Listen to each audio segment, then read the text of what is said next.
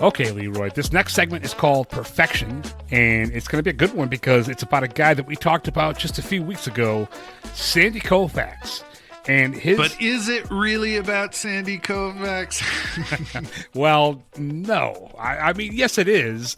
This chapter is about Sandy's perfect game in 1965, but really, Joe Posnanski kind of hijacks his own story, right? And he makes it more about Vin Scully. Yeah. And I love how these two, Sandy and Vin, are so intertwined.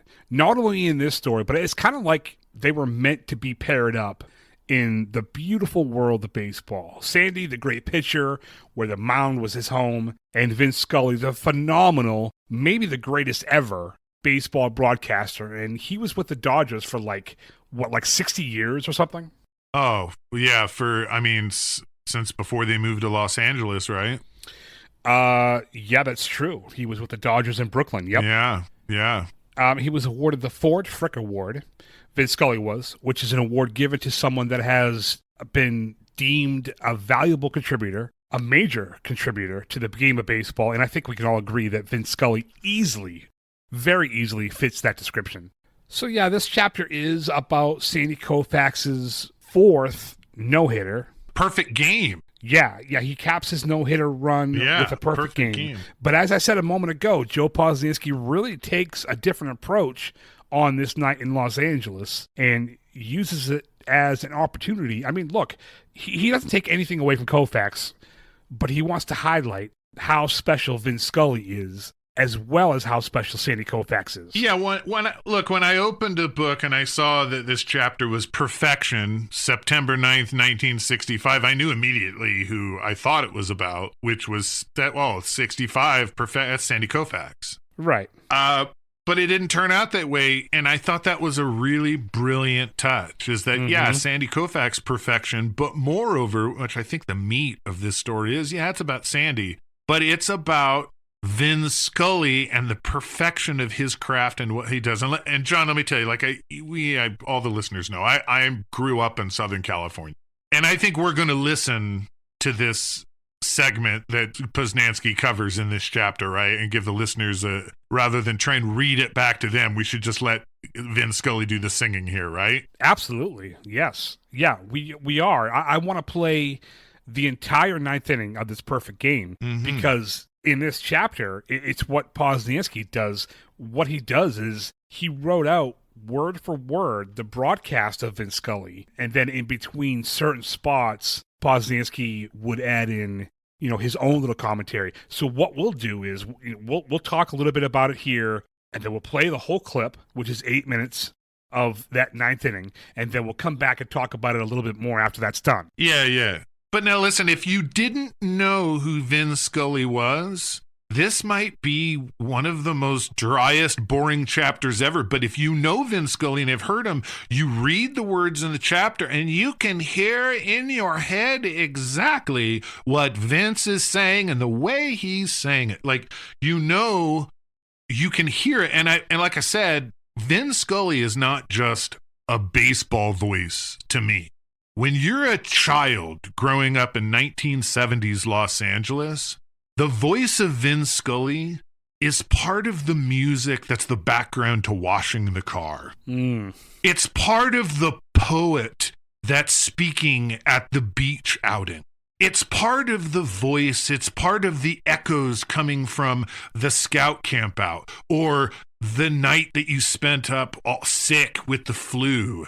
Up later than your bedtime because you were listening to the Dodgers on the ball game, whether it was on the TV or on the radio. If you're at the beach watching the radio, if you're out with your brother watching the car, the voice of Vin Scully is kind of the music of early Los Angeles, in my opinion. Growing up as a kid in the 70s, part of the experience of being an LA native is having that melodic velocette of Vin Scully's mannerisms and comforting confidence and his sense of humor and his unshakable mood. It's really a special thing. And when Vin Scully died, it felt like I had lost like a distant family member in a sense, because it was the end of an era to me that almost symbolized the death of me as an Angelino. I mean, I live in Salt Lake City. Like a loss of your childhood in a way. Yeah, exactly. A good way to put it. I mean, I've been living in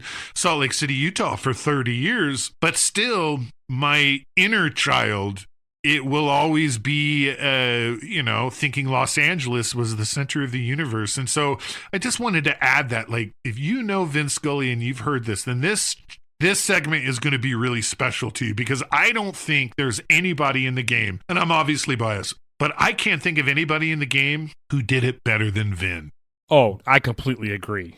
And I was also thinking that, if this is someone's first experience with Vin, because, probably most of our audience are longtime baseball fans, but there's a good chance that someone may listen to this who has not come across Vin Scully before.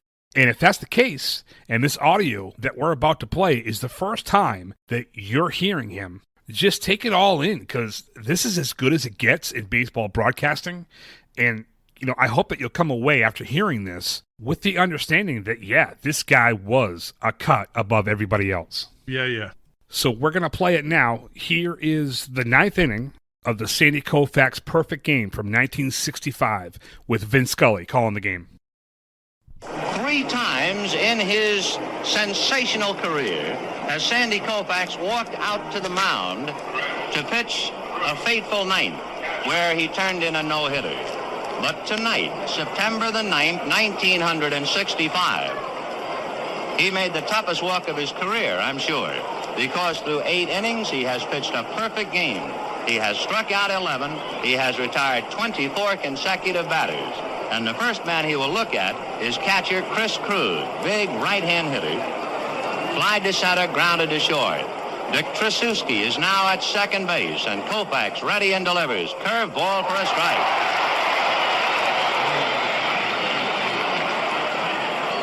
0-1 to count to Chris Krug.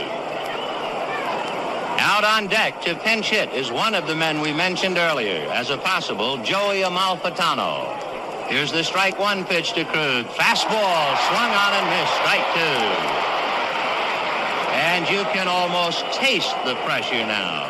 Koufax lifted his cap, ran his fingers through his black hair, then pulled the cap back down, fussing at the bill. Krug must feel it too as he backs out, heaves a sigh, took off his helmet, put it back on, and steps back up to the plate. Tracewski is over to his right to fill up the middle. Kennedy is deep to guard the line. The strike 2 pitch on the way. Fastball outside, ball 1. Krug started to go after it and held up, and Torborg held the ball high in the air, trying to convince Vargo, but Eddie said, no, sir. 1-2, the count to Chris Krug. It is 9:41 p.m. on September the 9th. The 1-2 pitch on the way. Curveball, tapped foul, off to the left of the plate. The Dodgers defensively. In this spine-tingling moment, Sandy Koufax and Jeff Torborg. The boys who will try and stop anything hit their way. Wes Parker, Dick Tracewski, Maury Wills, and John Kennedy. The outfield of Lou Johnson, Willie Davis, and Ron Fairley. And there's 29,000 people in the ballpark and 1 million butterflies. 29,139 paid. Koufax into his windup, and the 1-2 pitch. Fastball foul, back out of play.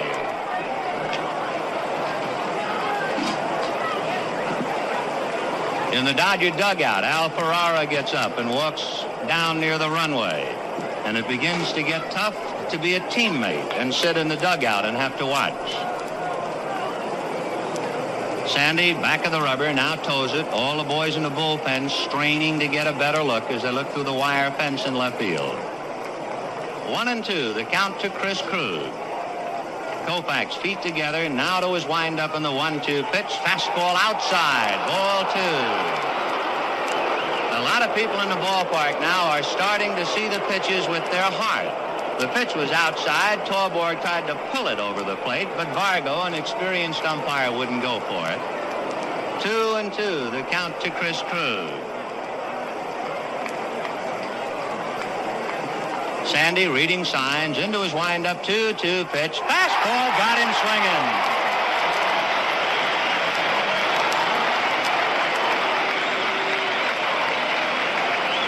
Sandy Koufax has struck out 12. He is 2 outs away from a perfect game. Here is Joe Amalfitano to pinch hit for Don Kessinger. Amalfitano is from Southern California, from San Pedro. He was an original bonus boy with the Giants. Joey's been around, and as we mentioned earlier, he has helped to beat the Dodgers twice. And on deck is Harvey Keene. Kennedy is tight to the bag at third. The fastball a strike. 0-1 with 1 out in the 9th inning, 1-0 Dodgers. Sandy reading into his windup and the strike 1 pitch. Curveball tapped foul. 0-2. And Amalfitano walks away and shakes himself a little bit and swings the bat. And Koufax with a new ball takes a hitch at his belt and walks behind the mound. I would think that the mound at Dodger Stadium right now is the loneliest place in the world. Looks in to get a sign. 0-2 to Amalfitano. The strike 2 pitch to Joe. Fastball swung on and missed. Strike 3.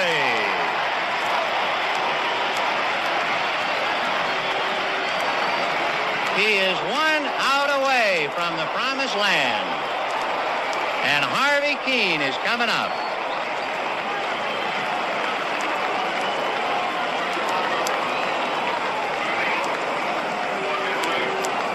So Harvey Keene is batting for Bob Hendley. The time on the scoreboard is 9:44. The date September the 9th, 1965. And Koufax working on veteran Harvey Keene. Sandy into his windup, and the pitch, a fastball for a strike. He has struck out, by the way, 5 consecutive batters. And that's gone unnoticed. Sandy ready, and the strike 1 pitch. Very high, and he lost his hat. He really forced that one. That's only the 2nd time tonight where I have had the feeling that Sandy threw instead of pitched, trying to get that little extra. And that time he tried so hard his hat fell off. He took an extremely long stride to the plate, and Torborg had to go up to get it. 1-1 to Harvey Keene. Now he's ready. Fastball high, ball 2. You can't blame a man for pushing just a little bit now. Sandy backs off, mops his forehead, runs his left index finger along his forehead, dries it off on his left pants leg. All the while, Keene just waiting. Now Sandy looks in. Into his windup, and the 2-1 pitch to Keene. Swung on and missed. Strike 2.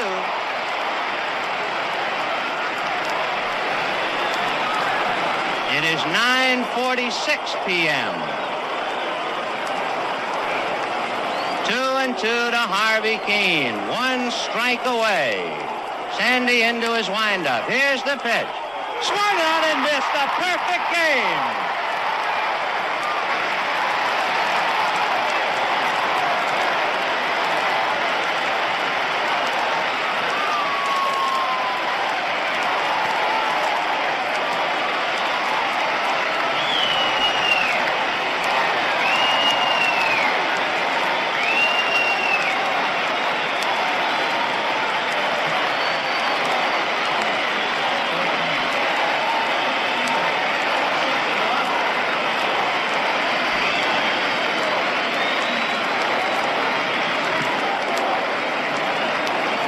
On the scoreboard in right field, it is 9:46 p.m.